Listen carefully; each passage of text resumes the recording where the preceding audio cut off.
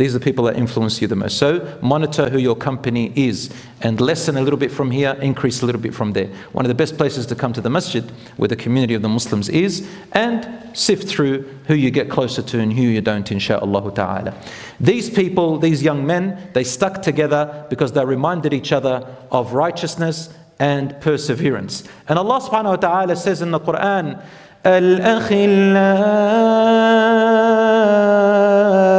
يومئذ بعضهم لبعض عدو الأخلاء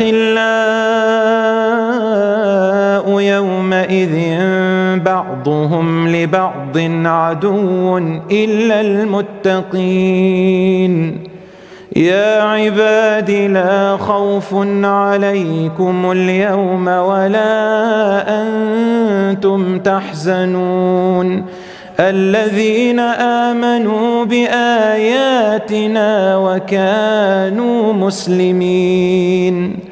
Allah says, on the day of judgment, the best friends will become the biggest enemies, except the pious one and righteous ones who are God-fearing. They used to remind each other of righteousness and goodness.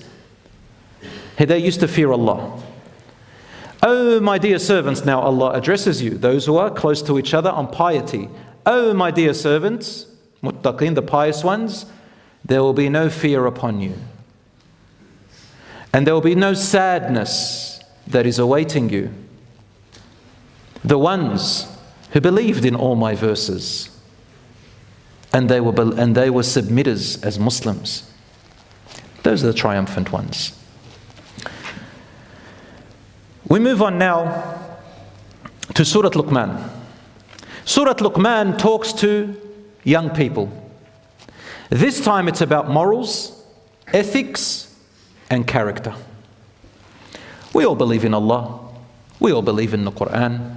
Some of us pray 5 times a day. Any person who is just Muslim by name goes to Hajj, goes to Umrah. That's all the easy part.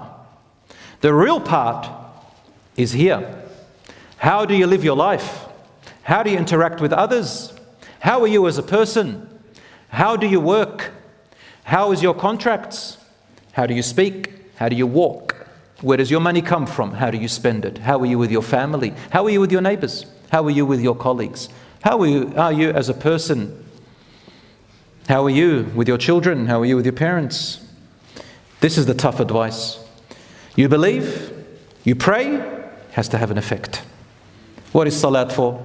Inna salata tanha anil fahsha'i wal munkar. Salah and prayer is supposed to prevent from immoral and indecent acts and sinful acts. If it doesn't, you've got to review whether you're praying with consciousness, whether you are present in your prayer. And I'm going to give you a little tiny hint to improve your prayer in, insha'Allah. 2 hints. Here is one very quick hack. Number 1, before you pray, brothers and sisters, give yourself 10 seconds to just stand there and reflect. Don't talk to anyone, put your phone away, wait, calm down, and then say Allahu Akbar. The second hint, instead of spending a quick rak'ah when you go into bowing, just stay 5 more seconds more. Every movement you make 5 more seconds. Just 5 more seconds. In the end, the difference between an amazing prayer and a quickened prayer that had no consciousness or you weren't present in will equal to about 1.5 minutes to 2 minutes. That's all. And that's in the bag. I'll give you a third hint. If you're not feeling it in your normal salat, just randomly make wudu and offer 2 rak'ahs in the middle of the day. Voluntarily. I promise you, you're going to feel a different presence to your salat, insha'Allah. These are just 3 simple hints. Let's look now at Surah Luqman.